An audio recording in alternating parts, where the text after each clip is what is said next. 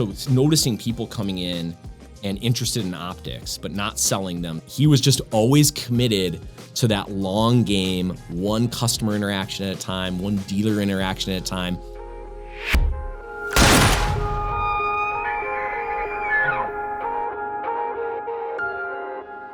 What is up, everybody? Mark on the mic, and I am joined by very special guest, Mr. Joe Hamilton, President and CEO of Vortex Optics.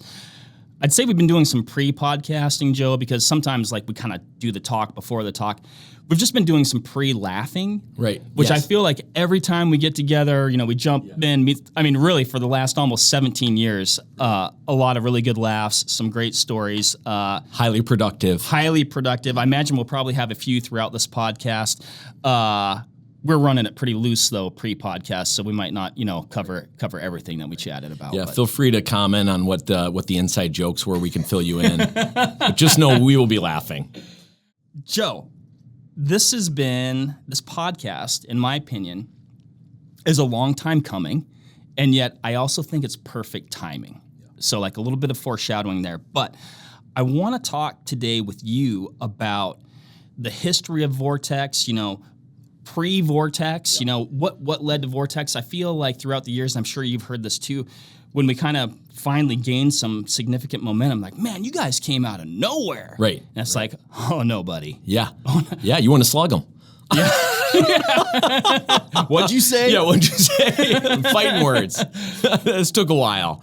It took a while. I mean, an incredible evolution. Your mom and dad, the founders of the company, incredible hard work, perseverance, sacrifice, risk. Yeah. I mean, all the things, I guess, that it takes to make a business, right? And so I want to really cover, I guess, the Vortex origin story, up until where we're at today, where we're going, and where you're going with a few things as well. Yeah, so, absolutely. So I love. He's not going anywhere, by the way. Yeah, I wasn't not trying going to, anywhere. But yeah, so obviously I love the story, but I think it is kind of the quintessential kind of entrepreneurial journey and story. And so, yeah, I think you're right. In order to appreciate Vortex's start, you kind of have to go back and get the real start. And so, really so I'll try to do that, try to cliff note our way there and jump in if something resonates and you want to kind of dive deeper on it. But so my dad was in Vietnam, and he did 3 tours in Vietnam, and he got out. He had the GI Bill, and I think one time he sort of said, I kind of threw a dart at a board of respectable careers, and it landed on dentistry. Everybody's got teeth, right? Everybody's got teeth. It's a safe bet. Let's do that. So he went to dental school. He did really well. He got out, got his own dental practice, and discovered that he hated being a dentist. That's a problem. And so I think a couple things that resonate that what he told me is, he didn't like looking in people's mouths all day.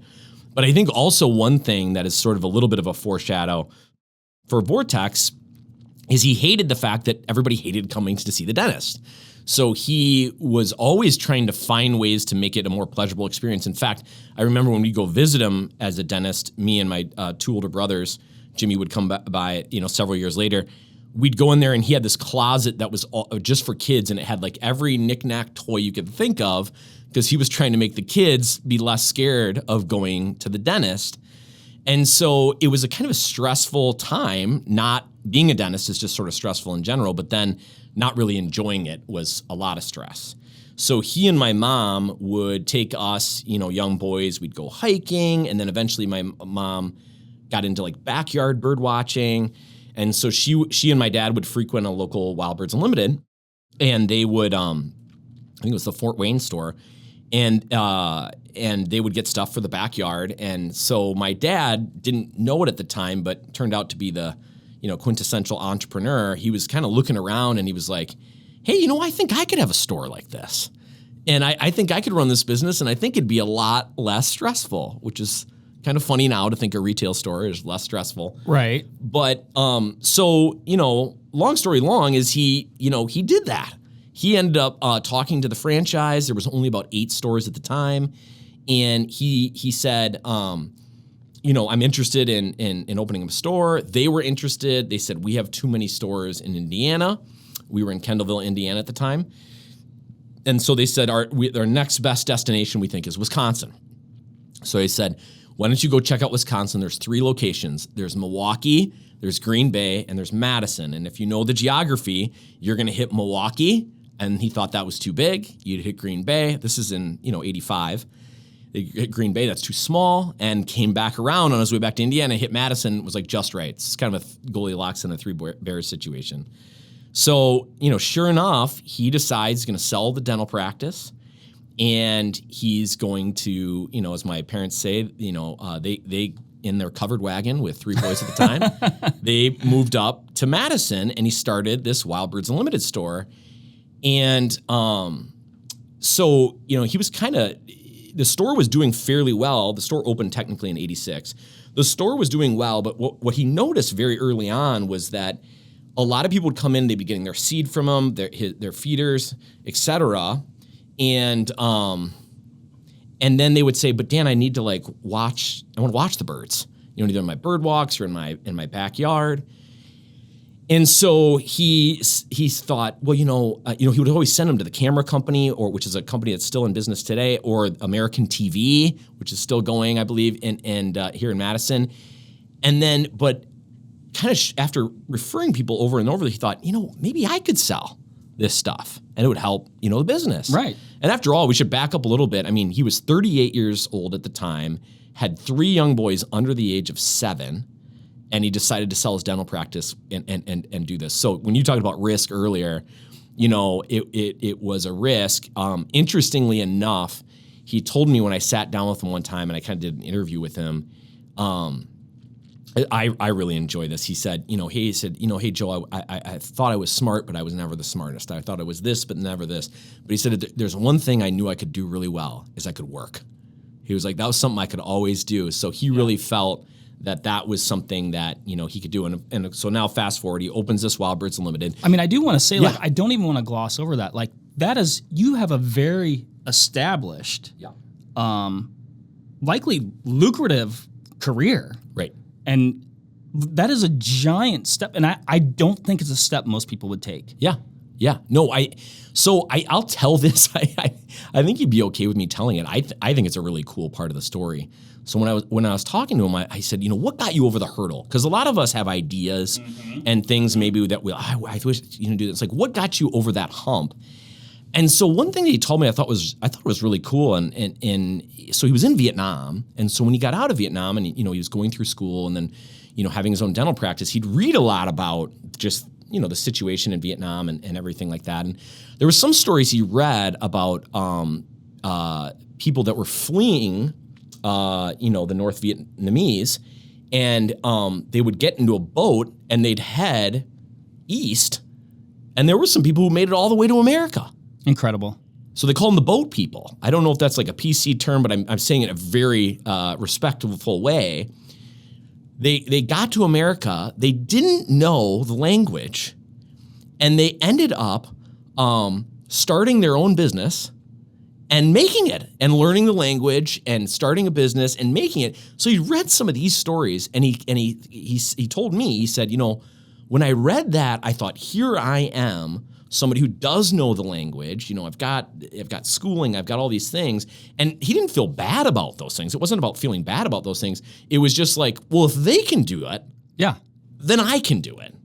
And that was a big catalyst for him to get over the hump of, and he thought, if this doesn't work out with a retail store, I know I can work hard and either I can, go back into dentistry or I can figure it out. Yeah. So, but that I know just, the boat people again, thing was a big catalyst for him to get over that hump. What a really cool place to draw that inspiration from. Yeah. Like you said, if they can do it, I can do it. They're starting here. Right. Right. Yeah. They're starting in the hole. I'm starting here. Right. Yeah. So that's awesome. So it's very cool. So, and one thing, back to, so noticing people coming in and interested in optics, but not selling them, sending them other places. This was one of the first of many where I think my father and I think our organization is good at noticing things, observing patterns of behavior and seeing momentum and being like, okay, how can we lean into that? And so the way that he leaned into it is he called all the brands, all the optics brands, and he asked, hey, can you send a rep out? I'm interested in selling optics. I have a lot of people coming in my store. Well, back then, Wild Birds Unlimited maybe had 10 stores. So they were like, I mean, I've never heard of Wild Birds Unlimited. I mean, do you guys sell parakeets? Like, I'm not sending my rep out there. All right, you got us. We're in the illegal animal trade. Right, yeah, exactly. Yeah. Lots of parakeets is what we're selling. So he's like, okay, and I love this about my dad is he's, kind of got the stiff upper lip. So he's like, okay, you don't want to send your rep out? I got an idea. I'm going to go to American TV. I'm going to buy, like 12 binoculars. I'm going to come back. I'm going to clear out a case. I'm going to put them in there, and I'm going to mark them $1 over what I paid for them. And so the thing is a lot of people would be like, well, you can't make money $1 over what you paid. But at this point, my dad's running an experiment. Mm-hmm. And the experiment is, can I sell them? Or do I have to continue just referring them? Or can I actually sell these optics? Well, a couple weeks go by. He sells all the optics. Well, now he's got armed with all these receipts. So he calls back those brands, which, some of them aren't even around anymore. Some of them are competitors. And he tells them what happened. And they kind of laugh, and they're like, well, Dan, technically you just violated every one of our dealer agreements. But impressive, respect. Right. We'll send our rep out. So they send their rep out, and he opens up an account. But what he noticed when he would notice these reps coming in is they'd always have their briefcase, and they'd be thumbing through a bunch of different price lists. And he knew as a small retail store, he wasn't getting the best price. Right. And he thought, well, I need to have more volume in order to get a lower price. And that's where he had the idea to create a mail order company. There's no internet at the time. Like, color had just been invented. But there's no internet at the time. You got that. Yeah. The internet wasn't around, so you had to go mail order route. So he started this company called Eagle Optics. And then he started to go to these bird festivals around the country or just events around the country, have a booth, have his catalog. And so Eagle Optics was inside the Wild Birds Unlimited store. And sure enough, the volume rose and his price got better. Gotcha. Yeah. But then here's the next thing he noticed. Well, the Wild Birds Unlimited franchise was growing. And a lot of those stores were like, Dan, I'd like to sell optics too. Can I just buy them from you? Well, there was a problem is, from a margin and a service standpoint, he wasn't really getting that much, even though he's getting a better price now. There wasn't very good margins in optics back then. Well, and he certainly wasn't getting like distributor pricing necessarily. No, not getting distributor pricing, so he had to get people to agree to that.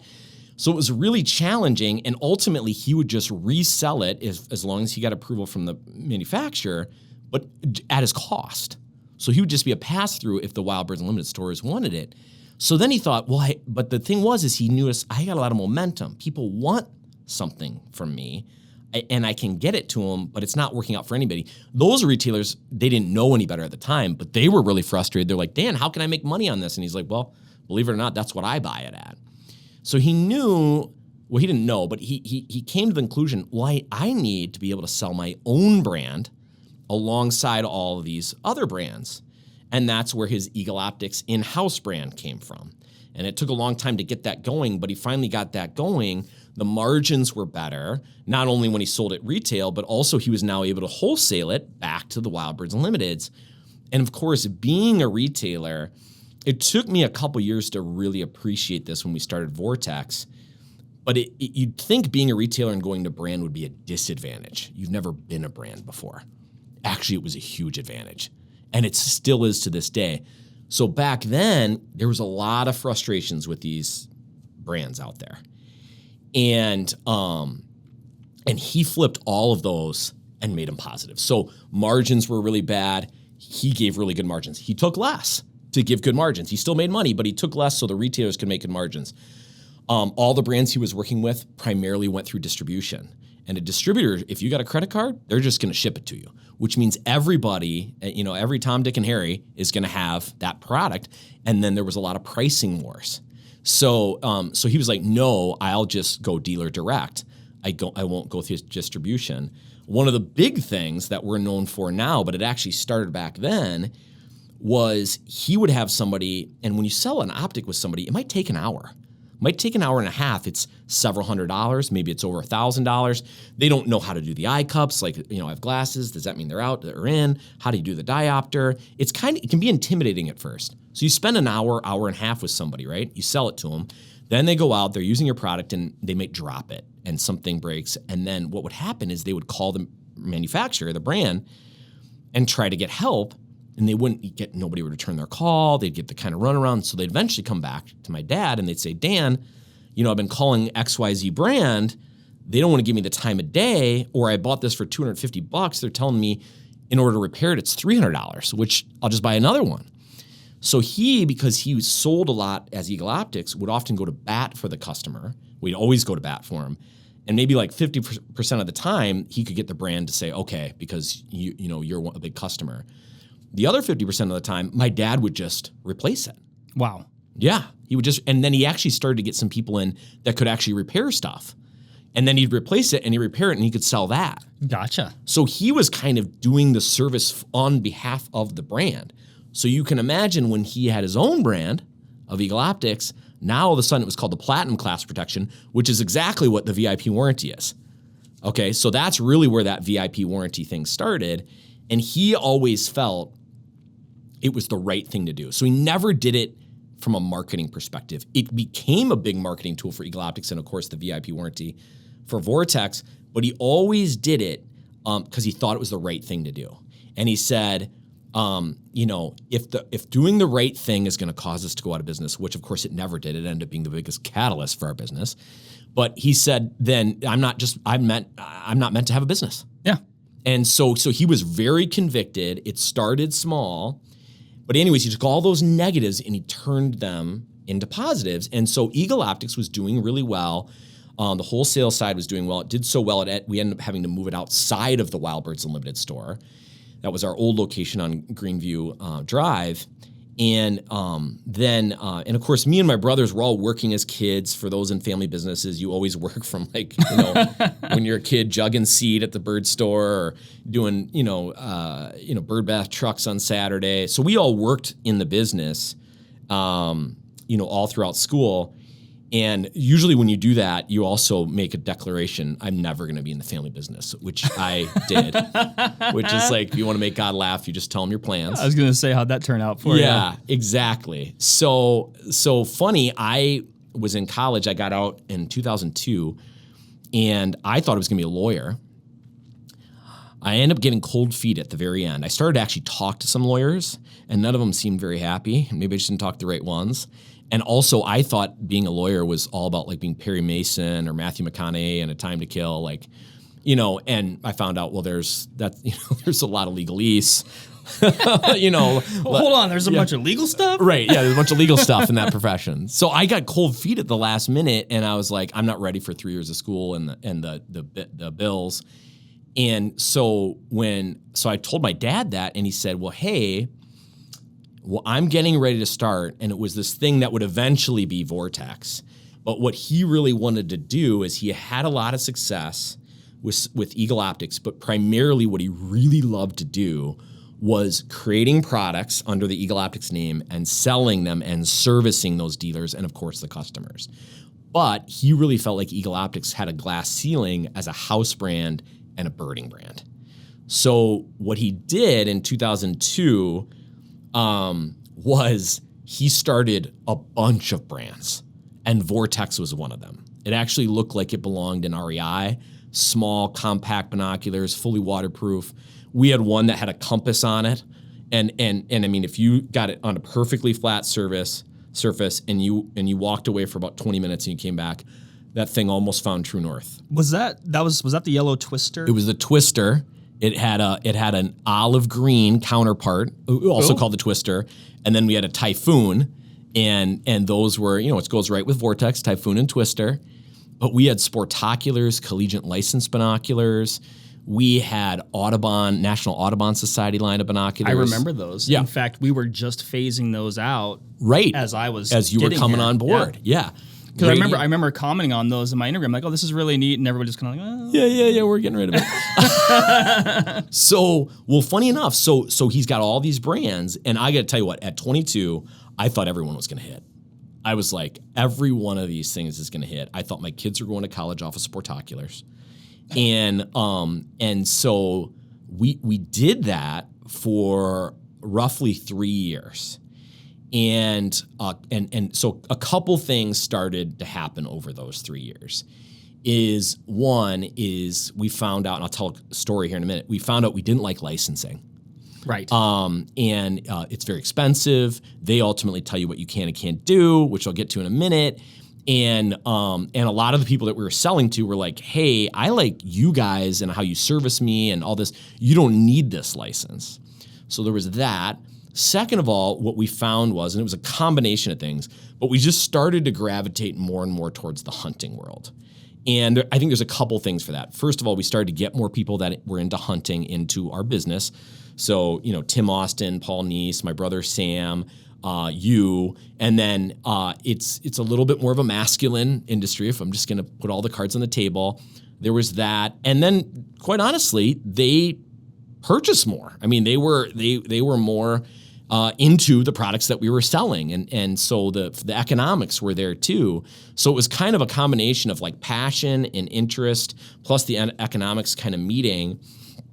So that was happening. And then having all those brands sort of was like diluted focus. And we really felt like, hey, let's put it all under one brand. And so there was a big moment there, whether we're going to put it all under Eagle Optics and have Eagle Optics be like the brand, not only for Wild Birds Unlimited, but outside of that. And we had a sort of a gentleman's agreement. It would stay just with Wild Birds Unlimited. So that killed that idea. Okay. And then Vortex was the name that we owned. And we had the trademark and we liked the name. The REI type vibe didn't fit with where we were going. And my brother Sam was the designer, and he was just, he was really tired of designing things for other people from a licensing perspective. And he was like, let me at the logo, let me at the color, let me at the look. He knew we were going towards hunting. He was excited about that. So that in 2005, we basically dropped all those brands. It took us a couple years to get rid of the inventory, which is where you come in. And then well, that's not why we brought you in, but then we moved to Vortex, and that's where you get the look and the feel that you have, essentially today. That was around 05. But one of my favorite stories was I was with my dad at Outdoor Retailer, which is kind of an REI type show. It was at Salt Lake City at the time.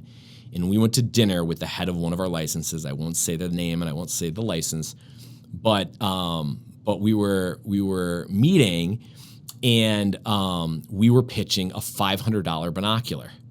And we had the data, like customers wanted it.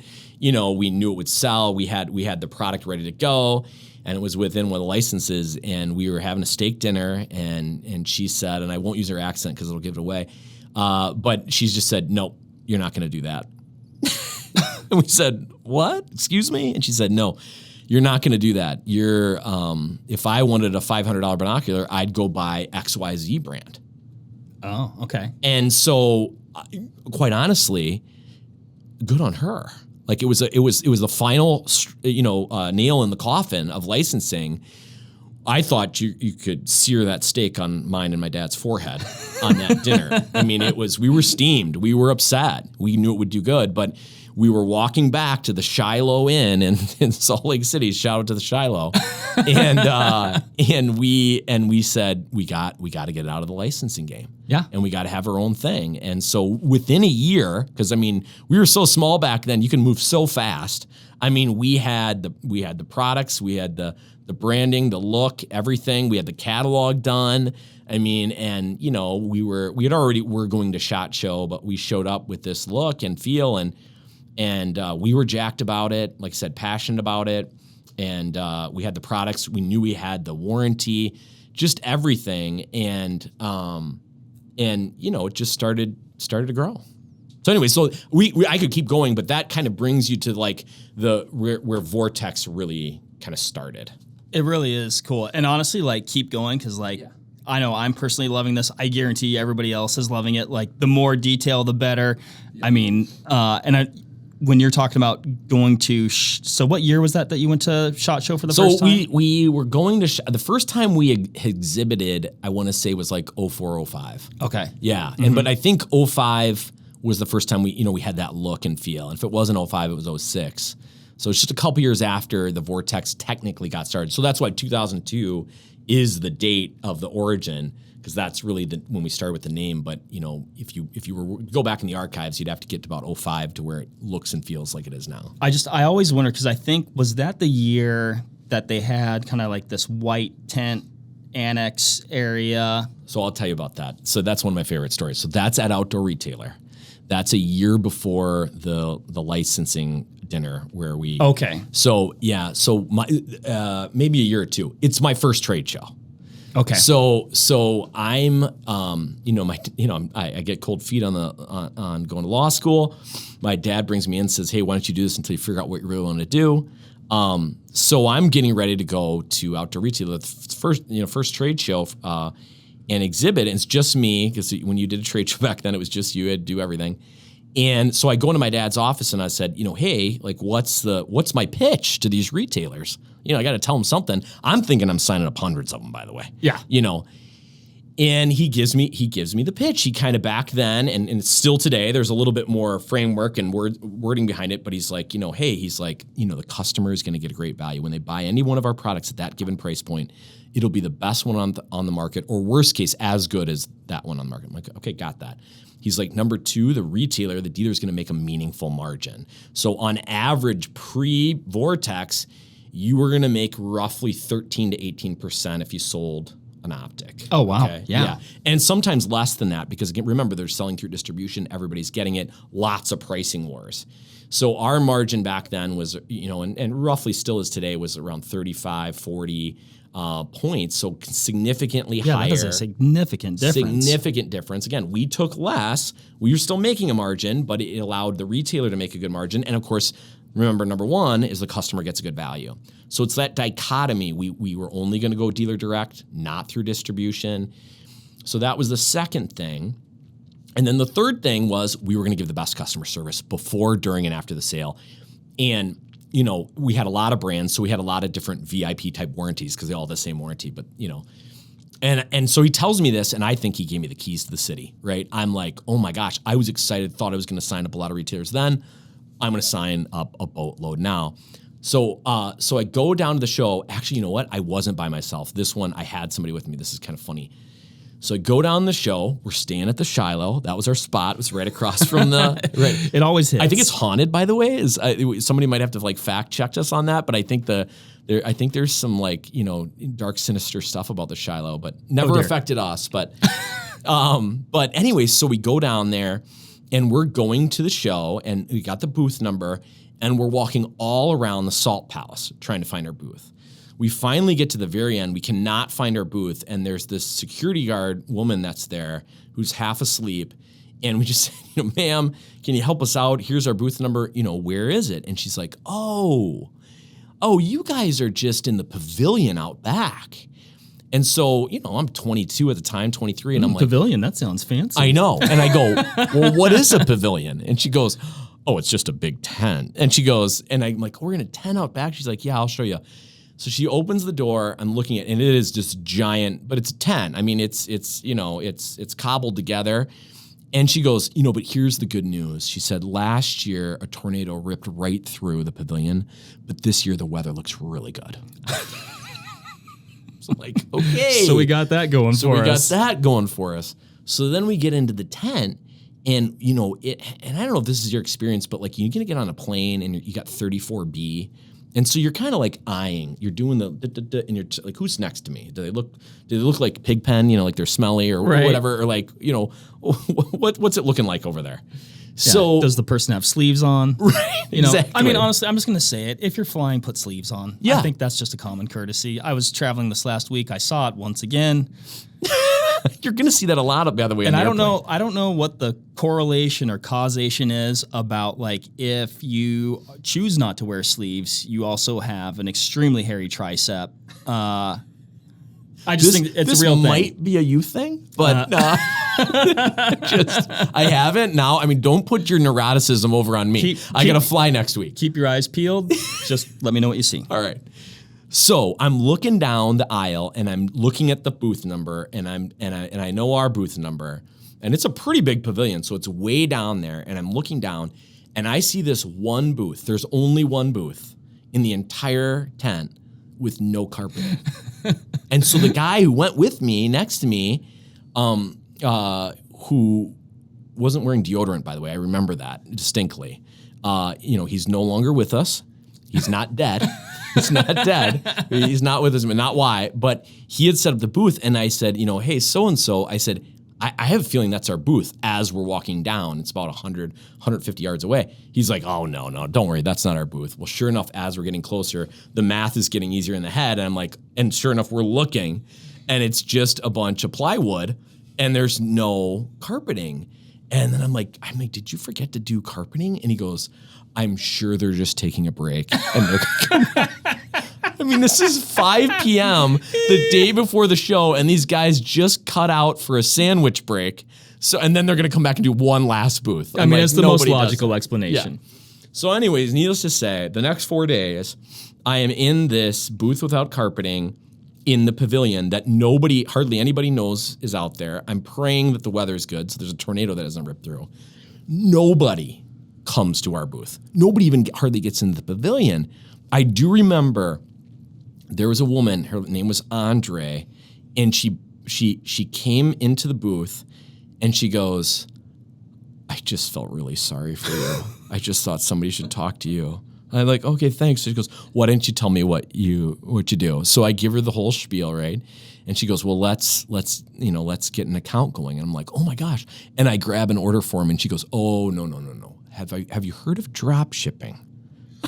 So it was my first intro into drop shipping. Like, oh, how does that work? And she goes, well, I put it up on my website. If I get an order, I email you, and then you ship it directly to the customer. I'm like, oh my God, she's not even placing a real order. But she's grandfathered in. Seamus knows about it. If I don't know if she's still around, but years later, 10, 15 years later, it was like the person who gave you your first dollar. If she had a order for a twister, we'd find a way to get one 100% and get it to her. She's a sweet lady. So I had a lot of time on my hands. So I walk around the show and I go visit our competitors, and I use this competitors because we weren't competing with anybody. We're so small. Right. Nobody knew we existed.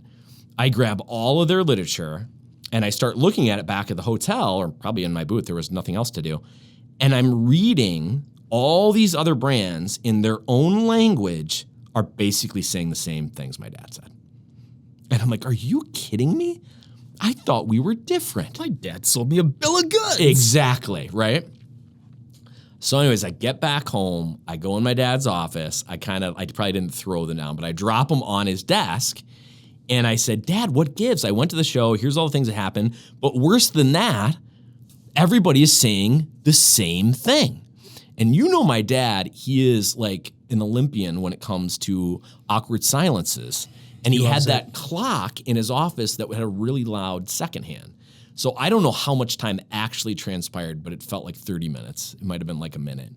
And finally, he gets just kind of a smile in the corner of his mouth, and he said, Joe, the difference is we're actually going to do it. I love it. And I was like, I started to get it. And he said, Joe, here's the thing. He goes, I've sold all those brands for years. And he said, and they're all saying what we're saying, but very seldom do they actually follow through on those things. He gave me some more background, and he said, the thing is, we're going to actually do it. And he goes, it's going to take a really long time, but eventually one retailer is going to give us a chance. And when they get a chance to work with us, they're never going to want to leave. They're always going to want to stay with us. When a customer buys one of our products and they have any interaction with us before, during, after the sale, they're going to fall in love with the fact that we love serving them. And he said that will compound over time. And at that point, I got it. Like at that point, it hit. I was like, okay, I can do this. We can do this. It's just going to take time. We just, we'll get one here, we'll get one there, we'll get one here. But eventually that, which we call our, kind of our flywheel, but the law of compounding is going to kick in. And so, it was a really pivotal moment for me and show for me. And it was cool years later to then look back and be like, oh my gosh, it worked. Like that's exactly how it worked. You look up and, like we were always growing, but like you could just see the momentum building. And then, that 2011, 2013, that's kind of right when I feel like the momentum really kicked in. And that's when everybody came in and was like, oh my gosh, what did you do this year? Right. That changed it. And it was like, oh, it wasn't this year that changed it. It was just the accumulation of all those years. And really, it wasn't even 2002. You really had to go back to like 86, and the Wild Birds and the Eagle Optics and all that. And so, yeah, when you said like, when people would be like, 2011, 2013, you just smile. But in your head, you were like, oh, it was actually a really long time. The foundation is being set. Yes. For a very long time. And I just think just the foresight that your dad had and the perspectives, plural, that he had from the dealer and the manufacturer, so critical. Yeah. And then also being so aware to be like, and this is not going to be easy. Right. And it's going to take a long time. Right. And this is not an overnight thing, but believing in it. Yeah. And I think, so one of my favorite books is The Infinite Game by Simon Sinek. And so my dad didn't use that phrase infinite game, but that's what he was playing. Okay. He was playing the long game. He was playing the infinite game. So he was like, we're not going to be a flash in the pan.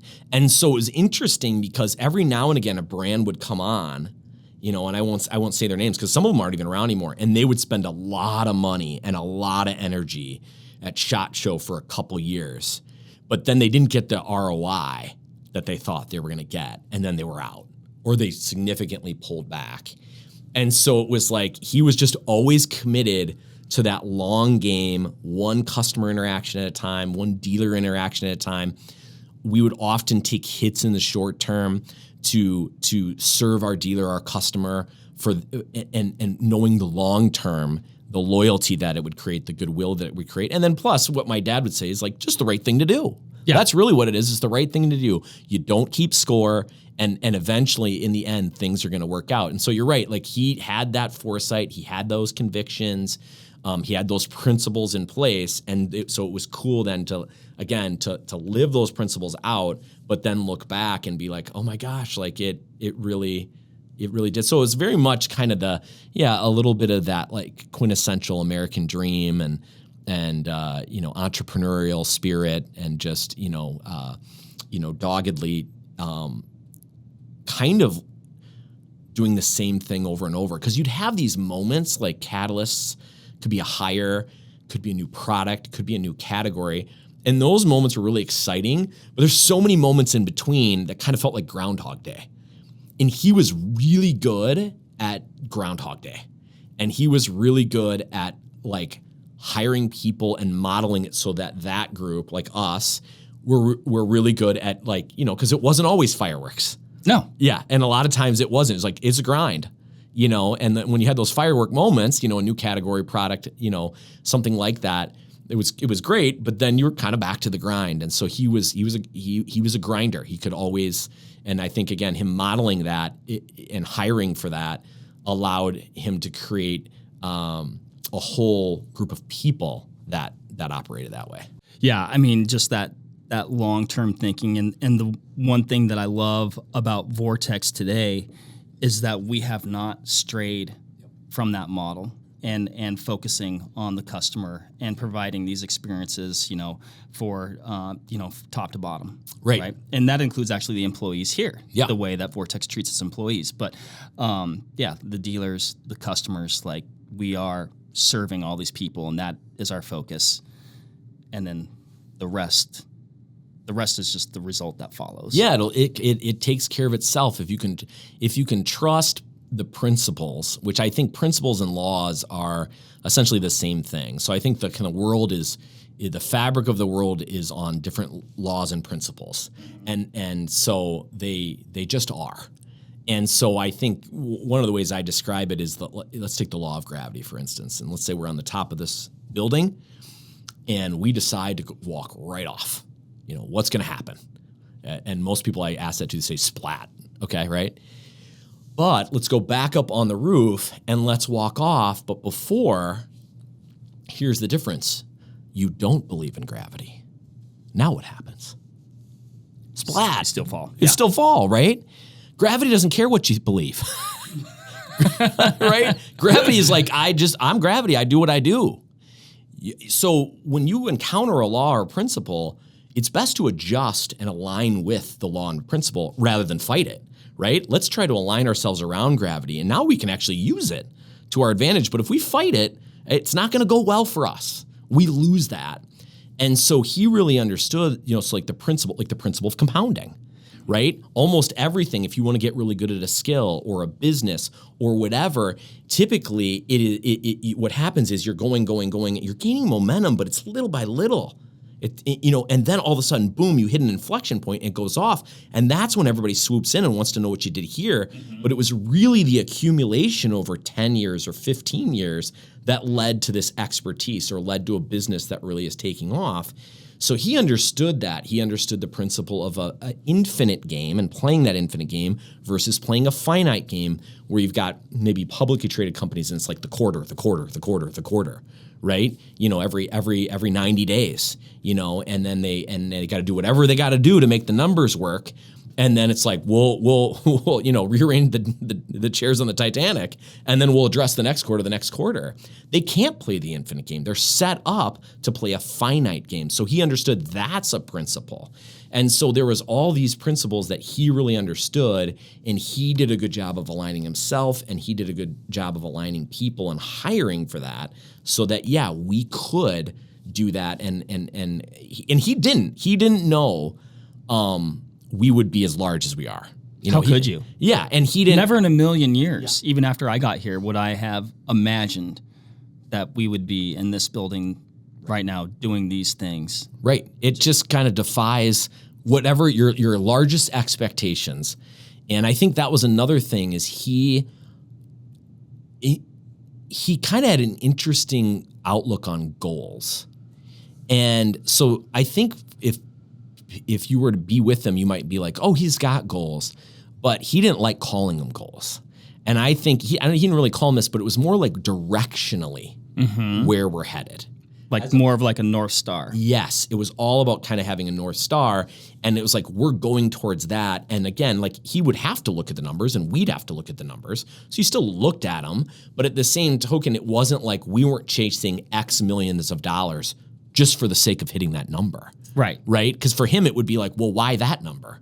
What does that do? Does that help us serve our customer? Does that help us serve our employees? Like now, if you can back into that number and how that helps that, okay, we might have a conversation, but usually you couldn't.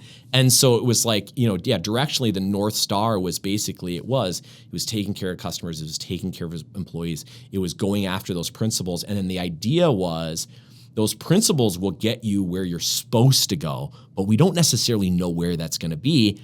And then to your point, ironically, it exceeded all of our expectations. If we were to write down our expectations or maybe where we want this thing to go, we've exceeded that and then some. So it's interesting. It's a different way of going about it. A lot of people in business nowadays are like, what's your 5-year plan? What's your 10-year plan? What's your 20-year plan? And my dad, and I've become this way.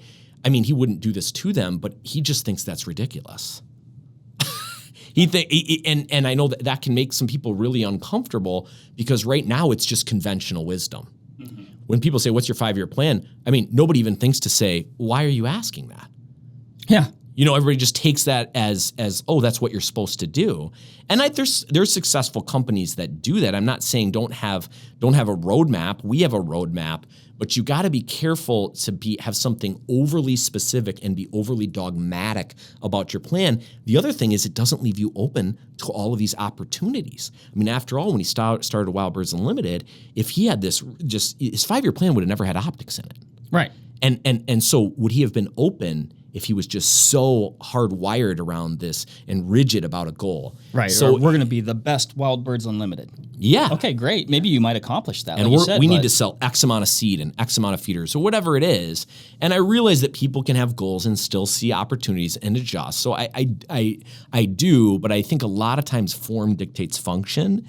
And I think sometimes we can have an over-reliance on goals or maybe a relationship that's not as productive as it sounds. I certainly think having goals is better than just sitting on your couch doing nothing.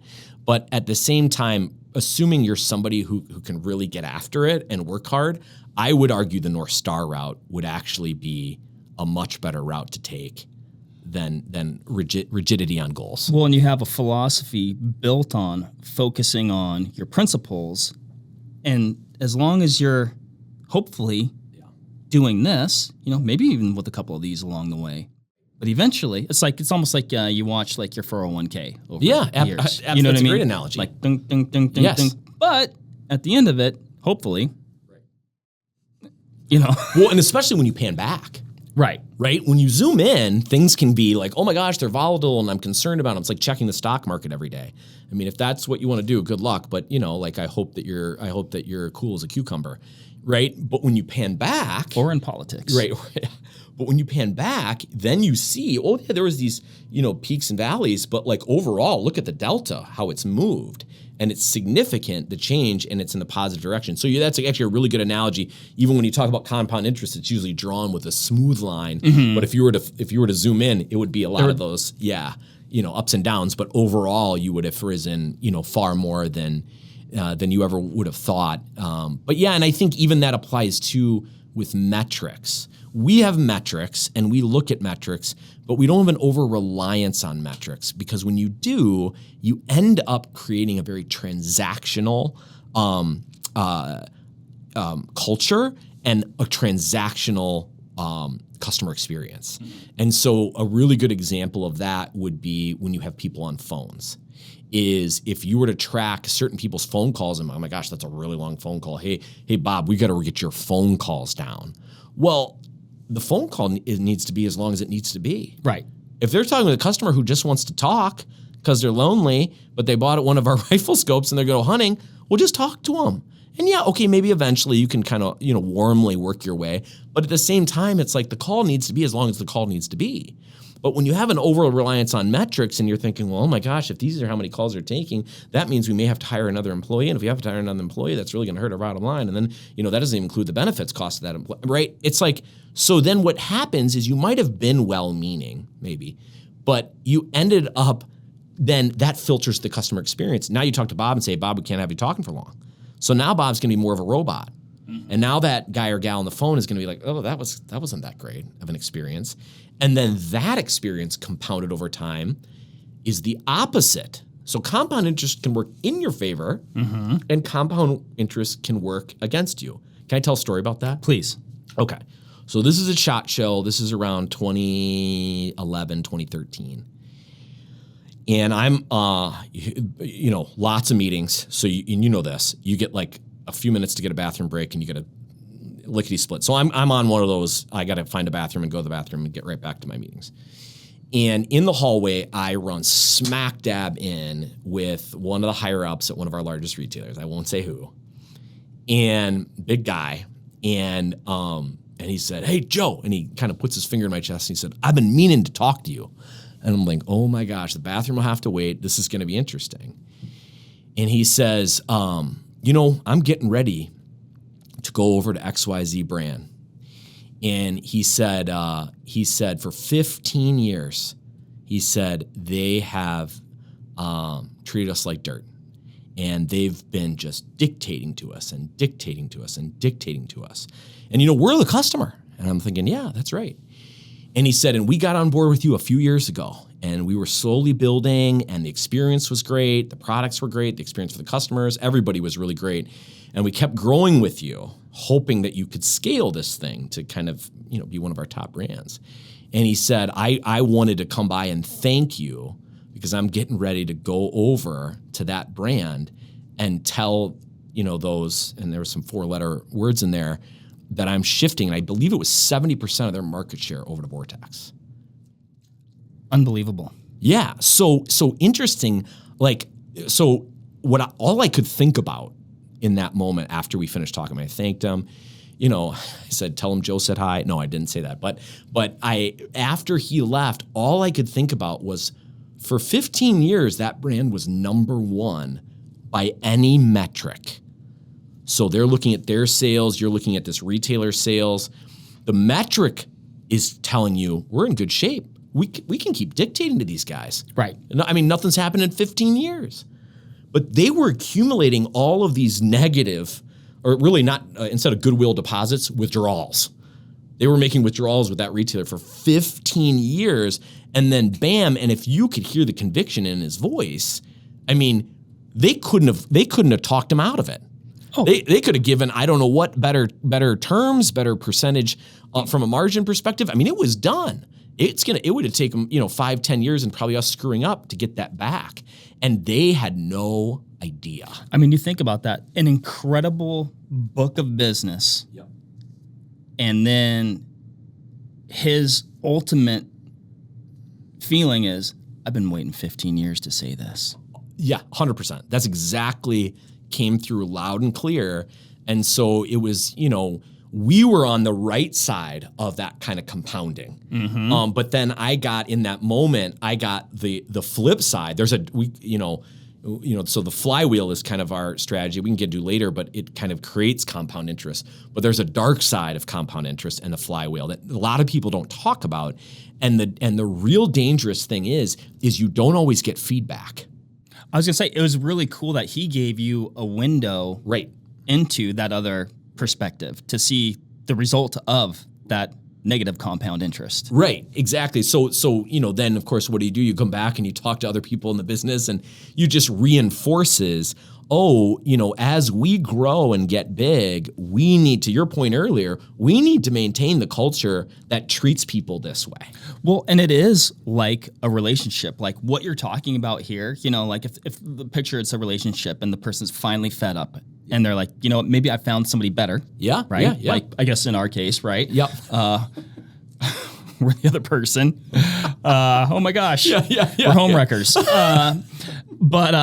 But also in that, it's like the other person can be like, hey, I'm breaking up with you. And you're like, well, no, I'll change. It's like, no. Yeah. It doesn't matter. And I think in their case, they'd be like, wait, what happened? Yeah. And then it would be like, I'll change. But you're right. You've done so many withdrawals with that person for so long, they're done. You can't get it back. And it was just a really interesting moment. And it keeps you hungry. It keeps you grounded. It keeps you focused. When we hire, we try to hire for those sorts of things. We'll train those things, but more importantly, we want to hire for them. We want you to have them already. We kind of call it the alignment effect. So we're already hiring for shared belief. You may not call it the terms that we use, but we're trying to find somebody. So what a lot of times I'll say is people think of service and they actually think of subservient, like it's a negative. Mm-hmm. And so instead, I look at service as a superpower. Yep. So, and you know this, I mean, we did it when we hired you. Like, we want people who love people. We want people who look at service as a superpower, and they kind of light up instead of like, I guess we have to do service. It's like, well, they could be the most talented person ever, but it's not going to work. No. Because that's where we're going, and you're going here. So, we want to hire people that that's going to look at the customer and say, hey, the customer's the hero. I mean, this, the amount of time, attention, innovation, et cetera, that goes into our products. I put us up against anybody, okay? But our product is not the hero. The customer's the hero. Mm-hmm. And for me as the CEO is my customer is the employees. So they're the hero. And so we give them a great product at a great price. And believe me, but we want people to know, some brands look at it this way. And again, I won't use the brand's name, but that's this brand with this particular retailer. They think that you're cooler because you use our product. Mm-hmm.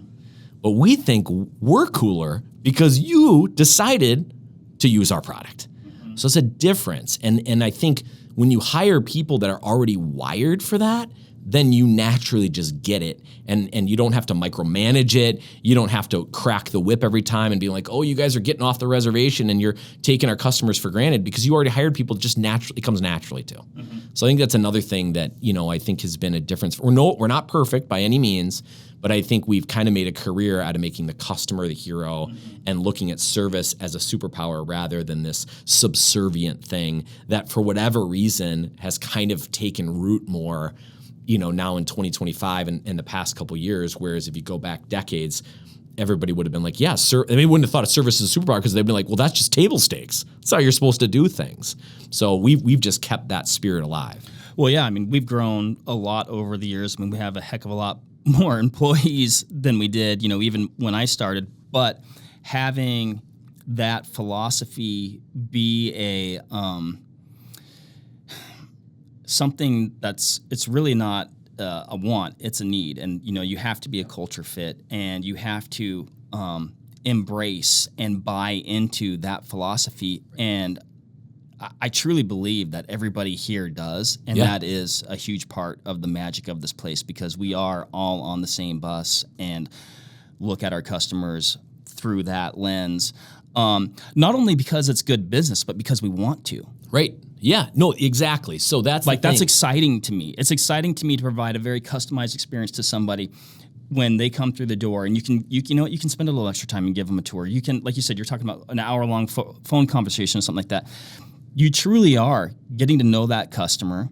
I mean, which, frankly, everybody has an interesting story to tell. Yeah. And you get to help them and provide that experience. At the end of the day, you feel really good about what you were able to do. They leave feeling good. They feel feeling good. And also the byproduct is the business is better off. Mm-hmm. You have a much more loyal customer. You have a customer that's probably gonna be your number one advocate to their family and their friends. Mm-hmm. But it's interesting that you brought that up, because one time my dad told me this, and it's always stuck with me, is that what a lot of times people can do is maybe they'll hear this, they'll listen to this, and then they'll be like, okay, I see. So Vortex did all these things. I'm going to implement those in order to get this. And so really service or having their version of a VIP warranty or whatever ends up being a means to an end. Which is right back to transactional. Exactly. And it's inauthentic, and people sniff it out immediately. Mm-hmm. People aren't dumb. Yeah, they're not dumb. The other thing is you're not committed to it. You're only committed for what you're going to get in an ROI that you're probably measuring. And if you don't see that in the time frame in your 5-year plan, Joe. Because you're not playing the infinite game, you're playing a finite game, you're going to abandon it. So one thing my dad would tell me a lot is he'd say, serving people isn't a means to an end. Serving people is the end. It is the thing.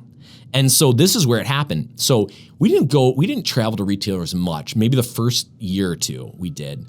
And so we traveled to this retailer, and larger retailer, and I remember opening the door. So we were walking in, and my dad walked in, I grabbed the door, there was somebody coming behind, and I opened it, and they just breezed right through. And we've all been there, breeze right through, almost like you don't even exist. Right? Just breeze right through. So I kind of go in, okay, and my dad's waiting there. And I said, that person didn't even say thank you. And he goes, well, why does that matter? And I'm like, well, just common courtesy. You just open the door for somebody. Someone else has to say thank you. And he goes, is that why you opened the door for them? No. No, I mean, I just thought, a little something for the effort. Yeah, I thought, So, and he's like, and he didn't have to say more. No. I knew it right away. He was like, oh, like if I'm opening it for the thank you, then it's opening the door as a means to an end, getting that validation or that affirmation. That's really why I did it. Now, I think if I had to go back, it was probably 60-40. I was going for the validation affirmation. I think there was some aspect of me that was just trying to be a nice person. But it flipped the script on me quite a bit, and to say, oh, we don't have a very important promise warranty so that we can get loyalty, so that we can create these really cool stories, so that we can get them being a megaphone for our brand. Taking care of that person is the end in it of itself. That's the reward. And like you said, the rest will take care of itself. Exactly. But then it's authentic. And then people, they're not dumb. They're not. They feel it. And then it just so happens that a byproduct of living that way is you'll get goodwill. But you can't keep score, just like you shouldn't keep score if you open the door for somebody. I'm 700 for 900. There's 200, SOBs, they didn't say thank you, but, my percentage is pretty solid. You don't keep score. You just know in the end that principle is going to bear itself out just kind of like your 401k, like you said, fingers crossed, is going to bear itself out long term. You have to kind of trust that principle. I was just about to say there's a lot of trust involved here. You have to trust the process. You have to trust your foundational values.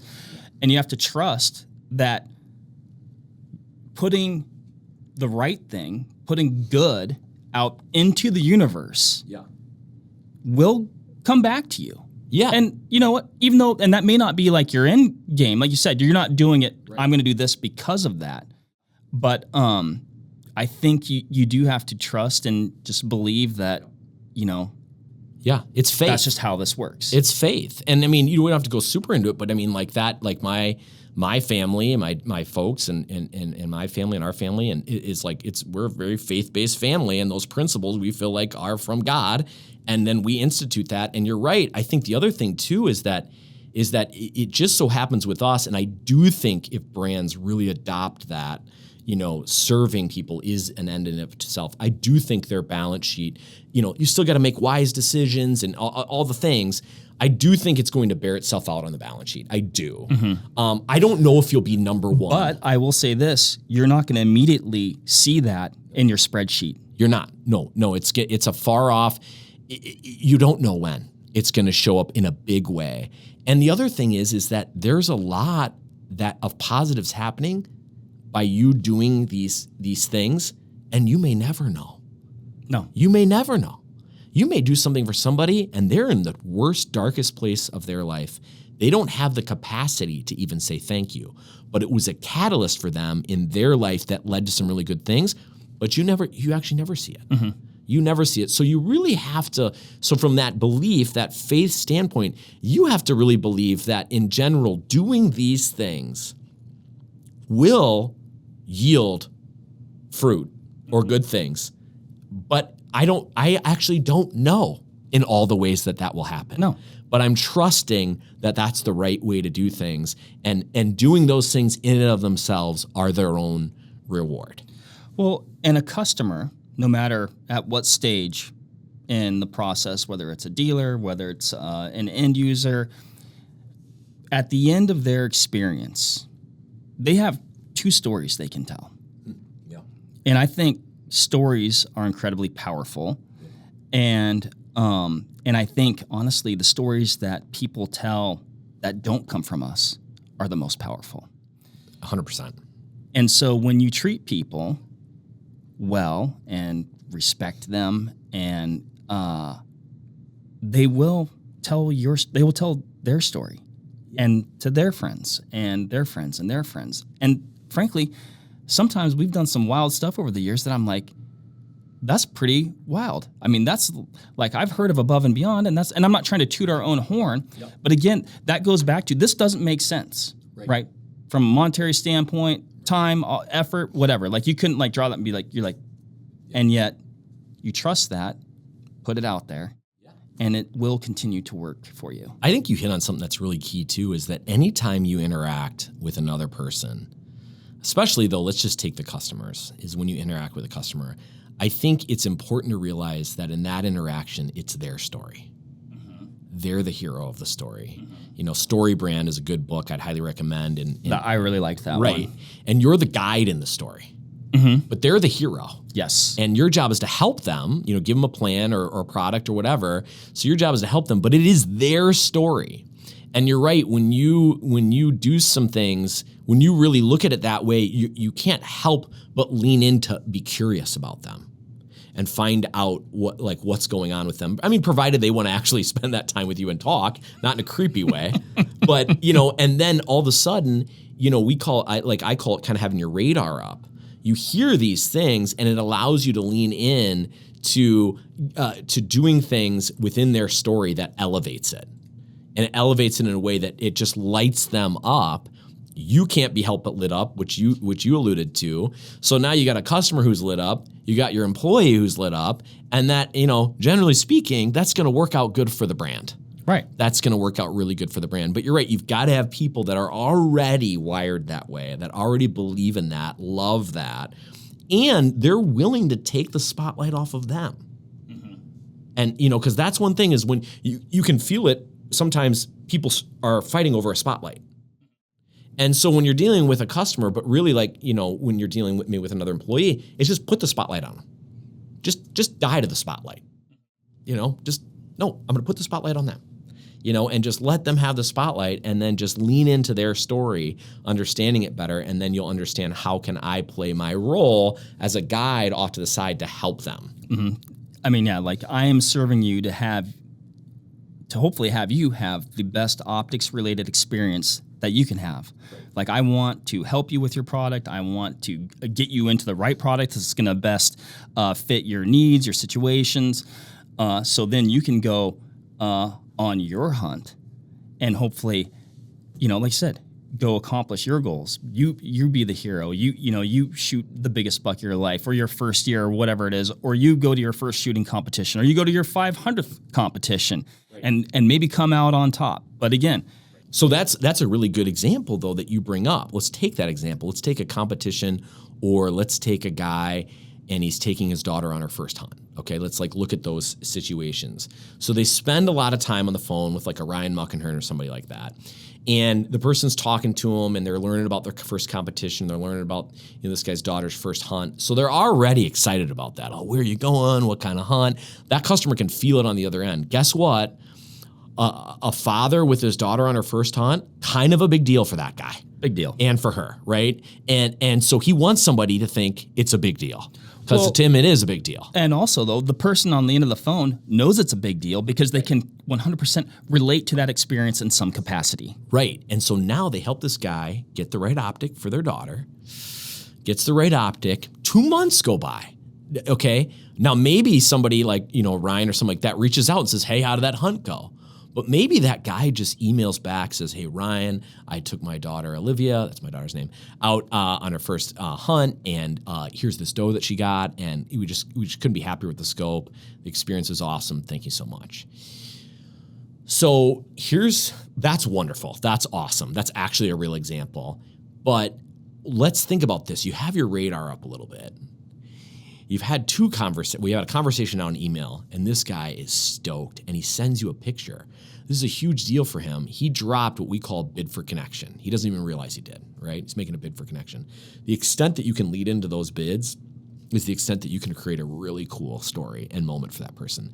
So what do our guys do? And I didn't tell them to do this. They came up with this down there, is they get these Vortex branded frames, picture frames. Mm-hmm. They print out that photo. They put it in the frame.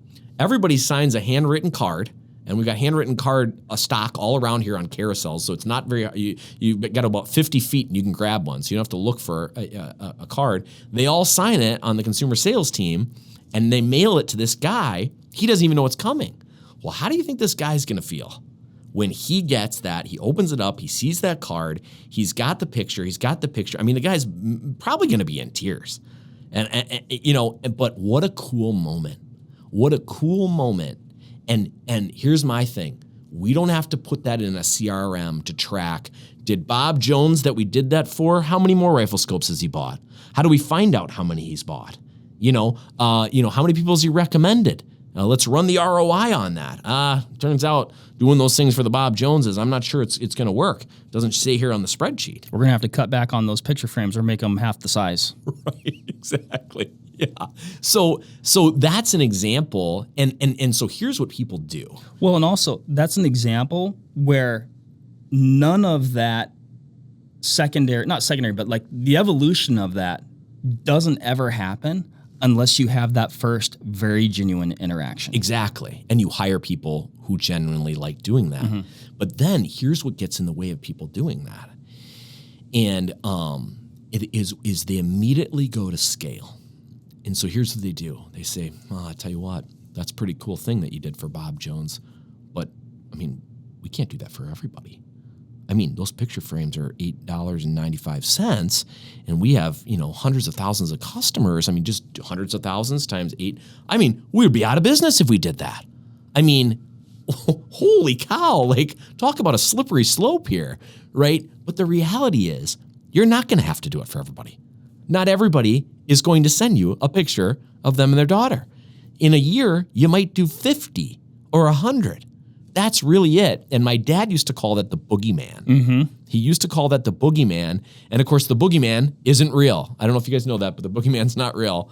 So the boogeyman isn't real. But that's the thing that stunts everybody from leaning into these moments. That, and maybe they just really don't care. It's like, I could care less. Or two, they're like, oh my gosh, it's going to take so much work, when in reality it takes probably 10 minutes. But, but one of the biggest things is scale, that people run to too quickly. I'm not saying figuring out scale in your mind isn't necessarily a bad thing, but often it's prescribed too early in the process, and it kills these moments that your employees want to make. And the customers want to make them, but you killed it too quick because you ran to scale and you thought you're going to have to do it for everyone. Well, and that's part of what makes it special, is because it's a unique experience. Right. If you make it, well, now it's our policy that we, Right. we send a picture frame to everybody. That's a great point.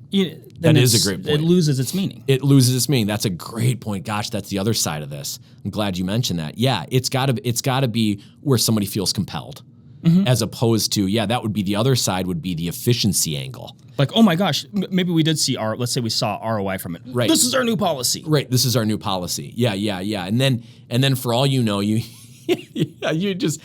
that's another thing, is that, and it's similar to scale, is you're overly focused on efficiency. If A, then B.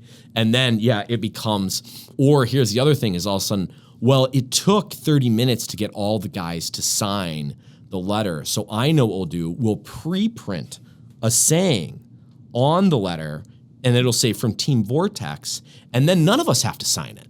And then we'll send that there. And of course, the reality is like, well, it won't have the impact, because it won't be as personal. People are going to want the handwritten signature. So you're right. You just completely kill it. You know what we need to do with this incredibly personalized experience? Remove the personalization. It's going to make it a heck of a lot more efficient. Yeah. No, that's exactly it. And they don't realize they're doing that, but they're stripping away everything that made it special. That's the magic. Yeah, that is the magic. Gosh, I'm glad you brought that up. I want to jump back, because you told your first trade show story. Yeah. I just want to tell mine. I want to hear it. So I had basically just gotten to Vortex. I had my interview, and actually my interview, I would say, was like an incredibly personalized. It was a day-long interview. You're in a suit. We went to Abuelos. It was lovely. Yeah. Rest in peace, Abuelos. I still miss you. I do too. Yeah, I wore a suit. I had my briefcase. You did have a briefcase. I remember that. I mean, click, like, still have it. Samsonite? It might be. I'm going to check when I get Swanson? home. Yeah. Oh my gosh. But, got to meet with everybody, chatted with Paul for a long time. We just talked in general about hunting for a long time. At the end of it, I was like, oh my gosh, I've kind of been here for the day. But it was like, it truly was like really awesome. I appreciated that. Like, I felt that. Yeah. When I left, I was like, well, I think it must have gone well. I probably wouldn't have spent the day there. Or they were just completely bugged by me all day, and I'll find out. I guess either way, at some point I'm going to know. Right. End up coming here to work, I think just a few, maybe like a month later or something like that. It wasn't that long. About 2 months later, Paul Neese and I are headed to the NRA show in Phoenix, Arizona, in a minivan, loaded to the gills with product and our booth that Sam designed. That's right, made. Yeah, that's right. Yeah. And you talked earlier about products being kind of like a catalyst and timing and things like that, right. And I do think like that show was really perfect because we're an optics company. Mm-hmm. Arizona is quite possibly the most optics intensive hunting landscape that I have ever hunted. Great point. Yeah. A lot of glassing off of tripods with binoculars. That year, we had just come out with the Kaibab binocular. Yep. I mean, like I said, the stars are aligning, but I will say, for the length of that show, I answered two questions predominantly. Who's Vortex and what do you do? Yeah, sure. But, also at the time, we had a what I would consider like it was a very established and like, we're talking about the look and the feel of, Vortex today. Like that was definitely established. We had a very, I'd say at least a very nicely built out suite of product. Right. The products were good, so you could be proud of the products that you were talking about and trying to, help customers with. I mean, we weren't selling; we were just showing. Right. And also, we had the Kaibab, which is obviously was a 15 by Couldn't have been more 56, perfect for that the show. name, Yep. all the things. Right. But I remember who's Vortex and what do you do, and talking about the VIP warranty, Right. and by and large, though, I felt like we had just an incredibly positive reception the whole time. Like it wasn't like no like side eye, it was just it was like, and I personally enjoyed it because I love talking with hunters. I still love doing that today at different trade shows, but it just felt good that you could be, proud of the products, proud of the service that we were providing, the promises that we were making, knowing that we meant the promises, Right. that we meant what we were saying. But it's still like we were somewhat of an unknown. Fast forward a couple years later when we started to see The momentum. that momentum. Yeah. Now we're getting asked the question, like I would get asked the question, well, here's one compliment that I felt like we would get all the time, because we had a pretty lean team, Joe. We did. You were Yeah. there. Yeah. And, you'd say, like I'd see online, like, yeah, Vortex isn't a, legit optics company. They're a marketing company. And I'm like, yo, man, if you knew what the marketing, dude, we are lean and mean. We are grinding. We are scrapping. Like it was an incredible compliment. Yeah, It was an incredible compliment. I was like, that's supposed to sting, but that actually feels pretty good. Yeah. I know that was like a slap in the face, but actually thank you. Yeah, if you only knew. Yeah. The other thing though is you'd get asked by like either other manufacturers, not even manufacturers that we necessarily share the marketplace with, but they really liked the branding, liked the look and feel, which again a big compliment.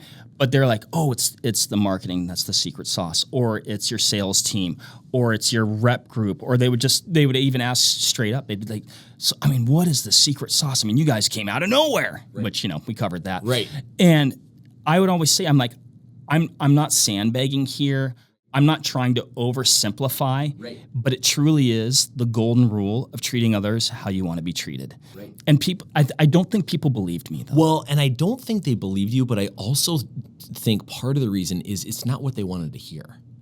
They wanted the easy button. Yeah, or even something so much as to say, we're using argon purging in our binoculars. Yeah, and, okay. And it's like, okay, got it. Green light, argon purging in all of our binoculars, or even like, it's your VIP warranty, because that was a big one. And then people would come up with their version of a VIP, so they'd slick name, slick marketing copy, and let's do it. Well, the problem was they didn't have anybody in their facility who knew how to repair a binocular, and they certainly didn't care about the turnaround time. So they're trying to outsource the work. They don't care about the turnaround time. They don't want to have too many people on the phones because you got to pay them. Yeah, and then they need benefits, so it's like, well, I don't want that. I'm going to hide my phone number on my website. I'm going to hide my email on my website. So it's like they really didn't believe it. It wasn't a core thing. And so then what happened is it ended up being it was worse than if they had ever done anything in the first place. Mm-hmm. So it's kind of like, they wanted the easy button. Nobody wants to hear, I shouldn't say nobody, but a lot of people don't want to hear it's the golden rule, because now I have to apply that in a myriad of different ways over a myriad of different situations. I personally think, and I know you do too, that's a feature of the golden rule, not a flaw. Right. But a lot of people want to just make it really efficient, scale well, and hit the button and then be done. And I think one of the reasons is that they don't want to deal with the customer. I think what some people want to do is, this is a product. We're going to spend a lot of time and energy on this product. And when this product is done, we're going to push it out to the market. And then these doors can't shut fast enough.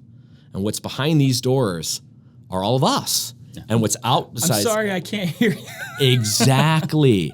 They don't want to actually have to deal with the customers, the phone calls, the emails, the chats, the trade shows. I mean, I remember you at the old building. You were talking to magazines and editorial and reviews and TV shows and all this marketing related stuff. You might go to the bathroom and you might be walking through the showroom and you'd run smack and dab into a customer who just walked in. And they're like, oh, hey, here's what's going on. They're going to tell you all about your hunt. Well, it's like, well, I'd really love to work on this review thing that we're working on. But you just stay there. It might be an hour and a half. Yeah. And you're talking hunting with them because you're like, this is the person who needs to be serviced right here, right now. And you enjoyed it. And 100%. They could feel it, right? You know, I mean, you're laughing with them. You're telling hunting jokes and all that good stuff. And I think for a lot of people, they'd be like, oh, I've got so much work to do. Yeah, and I don't want to talk to this guy right now. I don't want to talk to this customer. So again, it kind of goes back to like means to an end. It's like, or is it the end in and of itself? I just think a lot of times maybe they didn't believe it, but also maybe it's just not what they wanted to hear. Yeah, maybe that was it. You know, but I guess I would say like if you're it's like, yeah, you might have stuff that you need to do, but that's something that you need to do. You need to do. Like, yeah, the guy you do. That guy right there. Yeah. Number one, I mean, if you're into hunting or whatever these things are, it's like, these are fun conversations to have. Yeah. These are your people. And the person, like, you know, you're talking about marketing related stuff, like, well, who am I trying to reach with all this marketing? It's that guy. It's that guy. He's right there. He's in front of me right now. I should probably go talk to him. Right. Exactly. Yeah. Be like, we found him, everybody. Yeah. Be like reading all these parenting books or like marriage books. And then you'd be like, yeah, honey, pipe down. I'm trying to read about how to have a better marriage. Maybe just put down the book and have a better marriage. You know, maybe take the parenting book and just be with your kids, right? Like there's nothing wrong with those other things, but you're right. It's like, what is my real goal? My real goal is to actually serve people like this. That's a great point. And you know, one of the bigger ironies is that people take their eye off of that to do their really important thing when that is actually the thing. Well, and then you're just like, again, you're having that personal interaction. Like, why would you go to a trade show? It's to talk to people. Right. Yeah. You know, I mean. Yeah. We have this saying that we're saying a lot called connection creates momentum. And the idea is like, if you have this really authentic human connection with somebody, everybody gets momentum. Like you talked about earlier, they get momentum, you get momentum, and then of course, again, the byproduct is the business gains momentum, but it really has to be authentic connection, not this kind of like, oh, I'll go through the motions. Everybody feels that out. Yeah. Yeah. I want to talk about a few things. I will say you got to have a good product. You do have to have a good product. You can't do everything that we talked about and sell toilet paper rolls for a binocular. It's not all touchy-feely. It's not gonna. Yeah, it won't work. You do have to have a good product. Absolutely. And then going back to the warranty, like oftentimes, you know, like, and I've heard this, you know, people say like, well, yeah, you got the warranty because you're gonna need it. I'm like, yo, this doesn't work if that's how that works, right? Yeah, we're out of business if everybody has to return their stuff. Yes. Yeah. That's going to be a problem. It's going to be a huge problem. So yeah, I mean, the amount of time and effort that goes into testing products before they even ever get greenlit and become an actual product it's intense. And of course, it's grown as we've grown. And again, the idea is, hey, if we're going to put this VIP warranty on there, this thing better be good. This thing better last. This thing better be, repairable. So yeah, it's actually incredibly small percentages that come back. But as we've gotten bigger, a small percentage still ends up being a lot. So yeah, we've got to have a team, and we're willing to invest in that team, and we're looking at that team as we want them to think of that as a career job, as opposed to how low can we actually pay these guys and get away with it. It's like, no, I want them having careers there in bino repair or rifle scope repair. And what I always say is we get a lot of, and I think rightfully so, positive press or whatever you want to call that on the VIP warranty. But our VIP warranty it's not, the name's cool. I think it's cool. It's not because of the name. It's not because of the copy. It's because of the people that actually do, that actually make it go. So whether when you call in and you're talking to our customer care people, how fast, how friendly, how empowered they are to help, how creative they are. You might be in the middle of a hunt or whatever, and to help get you serviced, it's the people in the returns, it's the people in those repair rooms, and and just the experience that all of those people collectively create. That's why the VIP warranty is so big. We do some cool VIP warranty story videos, and that's cool, and that's great marketing and all that. But really, none of that happens if those people aren't in place and they really take ownership over that experience. When you look at, teams like repairs or, sales or consumer sales, they're all talking to a lot of different customers. But by and large, like, you don't see turnover. It's not like you're we got a new group of people, we got to get them spun up, on X, Y, and Z, all the things. Like, these guys are there day in, day out, absolutely charging it, having all these amazing interactions, building on these amazing interactions. Their library of these interactions runs so deep, and the questions they've answered, like their personal knowledge, they've accumulated over time. They've dealt with everything under the sun. I mean, it's incredible. And it's not all like, about this binocular or this rifle scope feature. I mean, it's like, hey, I'm putting this rifle scope on this vintage rifle.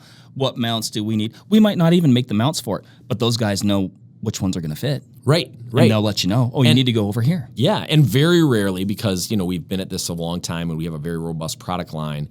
But if there's a product that we don't have that fits your needs, it's an optic, those guys are going to tell you to go to that brand and get it. They'll send a link so that you can buy it, right away. You just got to open up your email and click on it and buy it, because at the end of the day, we're playing an infinite game. And so our goal is to just serve people, even if that means we have to send them somewhere else. Yeah. Is there anything else that you wanted to cover, Joe? I thought we should hit kind of like the other podcasts that we're going to start. Yeah. Why don't we talk a little bit about the care philosophy and the care movement? Yeah. So I think one of the things that I know my dad kind of told me this was like ended up being kind of a job of mine is my dad was great at modeling everything that we talked about. And if you got a lot of access to him, which I did, he would verbalize it. But if you didn't, you got the action, which is the most important. More is caught than taught. So you got, you got to watch him and embody all these things. But as the company started to grow and get more and more people and more departments, and physically we got further along, one of the things that ended up kind of being one of my roles was taking all his teachings and creating frameworks for those and verbiage and language to kind of like get it, mass distributed throughout the company.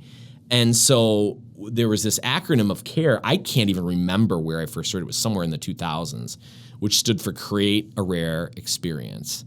And it kind of started with me and Seamus, because we were always like, hey, how do we create a rare experience for the customer, for the dealer? And then it became kind of a mantra that we would say within the business. And of course, what I loved about it the most is that acronym embodied who we already were. Right. So it wasn't an initiative, we need to create a rare experience and we're not doing it now. It was like, no, we're doing that. And this is like a rallying cry. So it kind of just had this life of its own. And then one of the things that I took the company through was this creation of creating core values and creating mission and vision. And so CARE ended up being our mission. So our vision is to be the catalyst that improves the world through service. So service is kind of like our superpower. And then that's the better world that we're trying to create, this world that we're just a catalyst for, but where it elevates serving other people. And then the how we do it is by creating rare experiences, by creating these very personalized, human, one-to-one connection experiences that are memorable. And then we've got our core values, and so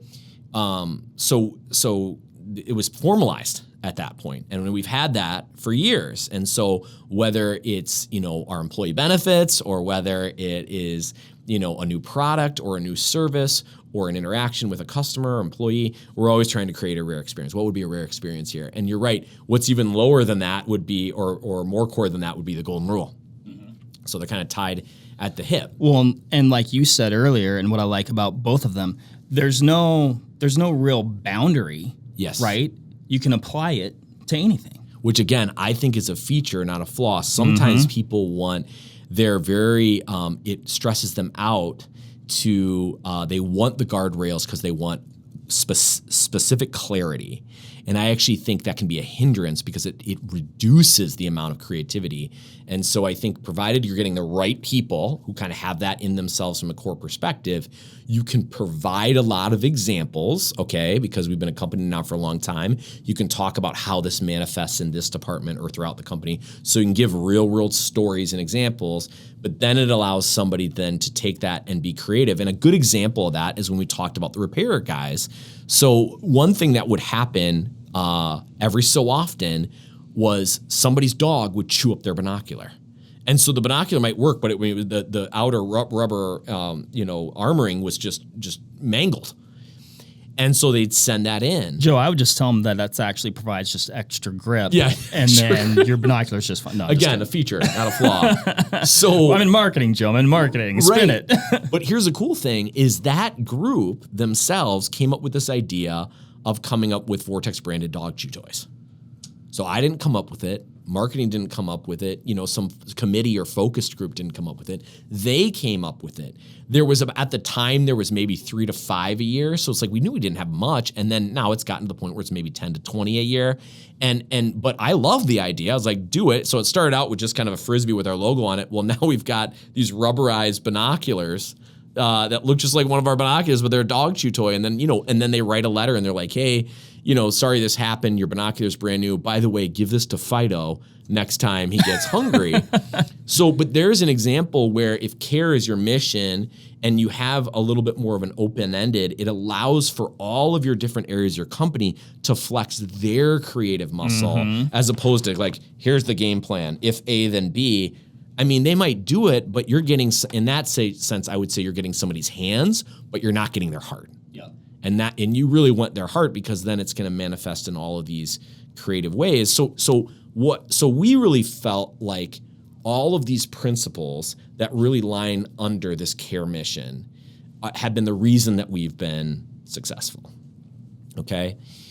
And so what my podcast is going to be about, or our podcast, this Creator Experience podcast, and the content that we're going to be putting out, it's all about teaching other businesses, other leaders, other people, the principles, the stories, and the things that we've implemented here that's allowed us to go from zero in 2002, a booth with no carpeting. Nobody knew we existed. We only got a drop ship retailer. And now we're the largest sport optics brand in existence. And it took longer than people I think it took.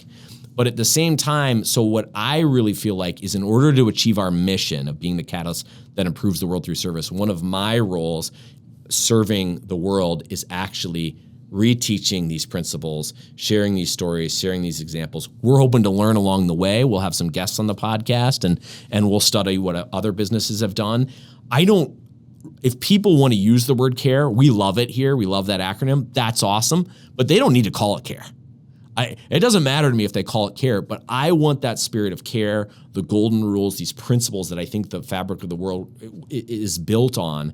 I think the world needs that, and I think that's a service that we want to provide the world. So yeah, this Creator Experience podcast and content, we're calling it a care movement. So care was our mission, and now we're taking it into a movement. That's what we're all about. So again, stories, content, principles, all kinds of good stuff. That'll be launching here really shortly, and I'm real excited about it. Joe, I'm super excited about it too, and I mean, I have not met a person in my life who is, when it comes to things, I guess, like the care philosophy or business, that's read more books. That is the consummate student, and you don't have to read a book and be like, well, I'm gonna take everything from this book, and that's how I'm going to do. Yeah.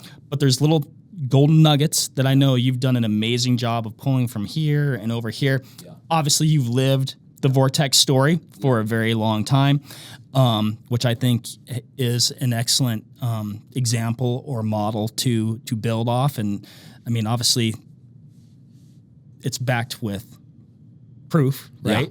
Yeah. And along with that, I remember when you first brought forward the mission of be the catalyst that improves the world through service. I heard that and I go, man, that sounds great. Yeah. That sounds great. But how do you do that? How do you, we can do that by doing what we do. Right. And you're definitely reaching and interacting and having these experiences with your customers. But how do you go even beyond that? And then with the podcast and other things that you're going to be doing, I'm like, oh, wow.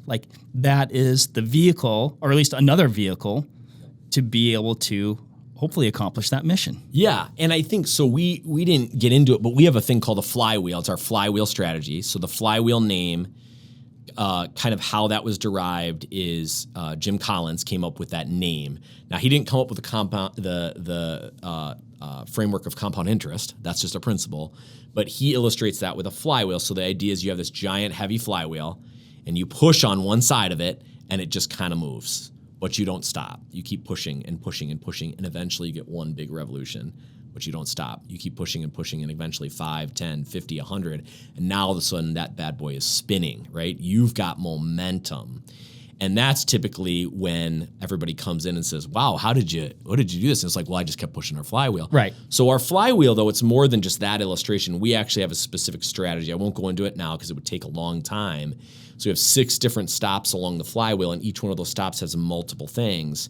And so we're going to be teaching that. We'll be teaching that internally. We have the flywheel now. We have the 6 parts and pieces, but what I noticed is there has a lot more depth in each of those areas.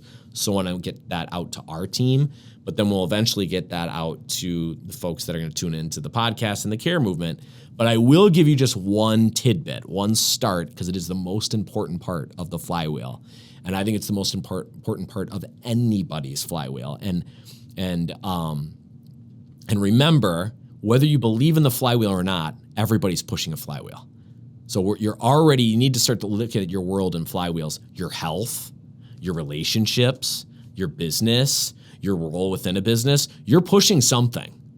So so you really want to get very intentional about, what am I pushing? Am I pushing it that it goes positive, or am I pushing it like that one brand that the guy ran into me at SHOT Show and it was going the other way? But the most important part for a business, the first stop on the flywheel, we call it the alignment effect. And that is you are hiring for shared belief. Now, you may just want the most money you can possibly make. Yeah. Okay? That might, yeah. Sorry. No. So that might be your thing, and that person owns that business. Well, here's the thing. Then own it. Own it. Hire for it. Tell people that you're hiring for it. Ask them questions to find out if they're obsessed with money. Now, don't apply here at Vortex. It's not going to work out here, okay? But the idea is don't hire somebody who their value system and their beliefs are over here and you're over here. It doesn't matter how talented you are, you're just going to get friction. So for us, our shared belief is we love people and we love serving people. So we are going to do our darndest in that screening process, in that interview process, to first figure out if you have a shared belief around that. You may not call it care. I don't care. No pun intended. but I mean, I do. Right, yeah. But we want to find that out. And if we find that out, do you have a job? Well, not yet. Then we maybe go to, is your skill set there? But I will tell you this, if you have that and maybe you're low on experience, that doesn't necessarily mean it's a no, because we can get you that experience. Mm-hmm. We can teach you those skills. It's really hard to teach an adult to love people. Right? They kind of either have that or they don't, and we're not finishing school. So, we will train people, don't get me wrong, but we want them to have that already in their heart. And so I'd say something, I don't think it's controversial, but it may require some people to just think on this for a little bit. I think diversity of people is great. Diversity of ideas is great. We don't want a bunch of automatons who all think and say the same thing. I think diversity of values in a business is a colossal disaster. I think diversity of values in a business is a hot mess. It is just ripe with friction and frustration, because I believe this fundamentally and you believe this fundamentally, and they're going to do this. They're not going to do this, which is alignment. So we actually want people, even our core values, they don't have to call them those things, but we want to make sure that they already believe those things. So we'll get into a lot, but I think the number one thing people can do in business is make sure they hire a team that has a shared belief around what they believe. Now that requires you to know what you believe, but then and then when you have that, own it and hire for it. And I think that we've done a good job of that here. Again, we're not perfect, but like you said, when people walk our hallways that are visitors, they love our product, they love the technology, they love the VIP warranty, but what they always talk about is the people. Number one thing is the people. And like, everybody's so friendly, everybody's so kind. You know, if I look, everybody's asking, can I help you with something? Welcome. You know, and it's like, well, you know, okay, that tells me we did a good job of doing that. So many people skip that step and they go right to, how many years you've been doing this? What's your skill set look like? And then when that person has those things, they go right to hiring, and then they wonder why they get so much friction. Mm-hmm. It's like, I hired a really talented person. You did, but you hired somebody who does not believe what you believe. So that's just like one, you know, thing on the flywheel. But we'll of course talk much more about that, you know, in our Create a Rare Experience podcast. I love it. You know, and like you said, I mean, that is from the top down. I mean, it's been instilled from the top down. And I think about it in relation to the podcast, right? Yeah. The Vortex Nation podcast and your podcast. But yeah, our podcast collectively, it is a care. Yeah. Right? I mean, it is a care. I mean, we even joke that we don't really talk about optics that much. We talk about hunting, shooting. I mean, I guess most of it relates in some capacity, but it is certainly not just a constant sales pitch. No. Yeah. I mean, so that's where connection creates momentum. We want authentic connection with other human beings. And so if you were out with your friend in your pickup and you guys are getting ready to go out hunting, and every question they asked you, you spun it into a sales pitch for the new binocular rifle scope, pretty soon that guy's no longer a hunting buddy. Right? So we want the podcast to talk about other things. We know optics are important to them, but yeah, we want to talk about other things that are important to them, that are important to us. And because we have those shared, in a lot of ways, we have a shared belief around, you know, different things that our customers also believe. And so it's a way for us to just be highly connected and in tune and serve our customers. So the podcast is a great example. It's also an example of the flywheel. It is. Because, I mean, that was something that, I mean, almost, you know, I guess you could draw at least a parallel with Vortex itself. You know, we launched a podcast, launched another one. If you go back to some of those early podcasts, I think they're actually pretty good. Yeah. But they do not have a lot of views or a lot of listens. You could even probably go through the first 2 years. Right? And again, going back to these other things that you talked about, if you're looking at it on a spreadsheet or the numbers, you'd be like, guys, it's not working. Right. But we believed in it. You got to trust it. You know, there's an interesting thing about that. So one thing, and I'm not saying that we don't have a lot of room to go either. Like, right. I don't have a set number of where I would love to see it be, but I would love to see it just continue to do this. But your role is just to keep pushing the flywheel. Right? As you just keep pushing and you're trusting compound interest to take over. There's an interesting thing if you look at people that have sort of built wealth up over a long period of time, and then they get really something that's someone like maybe like a Warren Buffett. Generally, when they get really wealthy, they handle it pretty well, right? Mm-hmm, mm-hmm. But when people play the lotto and they win, if you research that, inevitably it is the worst thing that happened in their life. It ruins their life. It ruins their relationships. And why is that? That does not make any sense. Well, the reason is they violated the law of compound interest. They didn't earn it slowly and surely over a long period of time and all of a sudden hit that inflection point. They hit the inflection point right away. Boom. But they don't have the reps to be able to handle that. And so I think, again, going back to the podcast, you guys were getting your reps in. You're getting your reps, you're just pushing them, and then you did have your inflection point. And like you said, we don't know where it's going to go, but you hung on to that principle and you worked. I mean, you did look at data. You probably looked at like which topics resonate the most. You know, hey, this was a creative way that we did something. Let's lean into that. So I mean, you do those things, you know, to do tweaks along the way. But I do think the podcast is a great example. It didn't hit right away. It took a lot of turns on the flywheel, but then it did. Mm-hmm. And there's times where we do podcasts that we have a really, really good idea. Like we said, we kind of have the data. We've done enough podcasts. Maybe we've done something similar, and you know it's going to go really well. Right. And then there's some that we do that I know some people will really enjoy and really appreciate. Yep. But is not going to set the world on fire. But it's interesting. Like, I find it interesting. I know somebody else is going to find it interesting. Right. And so that person is going to be a meaningful, you know, podcast for them. So, and some conversations and that's that okay. way. Yeah, it's totally okay. And then, but somebody's feeling like they're seen or they're heard or they're recognized because you're kind of doing that topic that is maybe a little bit more niche-y, but it's really important to them. I will say, Joe, I did get a sneak peek at the first episode of the Care podcast. I don't know if you know this. I haven't even seen the first. MC Ryan, did I kind of let the cat out of the bag? Was I not supposed to see that? Okay. Well, how'd we do? I thought it was great. You did? Good. Yeah. And so I am very excited about the Care podcast. I'm very excited to see where that goes. Yeah, I think it's going to be interesting. Well, like I said, our job will just be we'll make tweaks, we'll experiment, but then it's just pushing the flywheel and trusting, the law of compounding. When and where can somebody check this out, Joe? So if you go the podcast will be on YouTube. We're gonna have to put in the show notes because I forget the date it's launching, but it's like a week away, and so that'll be on YouTube. You can also go to vortexcare.com.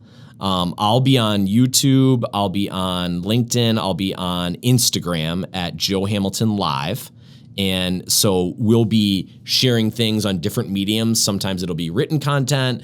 Obviously, the podcast and YouTube will be video as well as audio. So anywhere you find your podcasts, we'll be on those platforms. And yeah, we're just exciting. Similar to Mark and similar to Vortex, we love to engage with the audience. So you're going to see us highly engaged with the audience, regardless of what medium we're on. And again, we're trying to get these principles of care, these principles that helped us really skyrocket this business so that we can help other businesses and leaders, or just maybe people in their family, so they can create momentum. Awesome, Joe. Like I said, super excited about that. Thank you, everybody, for listening. Man, hopefully you found this podcast just as fun and interesting as I did. Joe, I appreciate you swinging by to give us, the full backstory, origin story of Vortex. And if you did like this podcast and you want maybe some more of this style of content, I would say, Joe, and this type of content, check out the Care podcast. Until next time, happy hunting and shooting, and care. We'll catch you on the next one. Thanks, Joe. Yeah, thank you. There you have it, folks. Thank you very much for listening. As usual, give this video a like if you liked it, comment something below, and give us a subscribe to the Vortex Nation podcast channel. It would mean a lot to us. Also, why don't you give us a follow over on Instagram while you're at it, at Vortex Nation Podcast. We'd love to hear from you over there, and we'll keep you updated with all kinds of cool photos and videos from our adventures that we do here. Otherwise, we will see you on the next one. Thank you again. Happy hunting and shooting, everybody. Have a good one.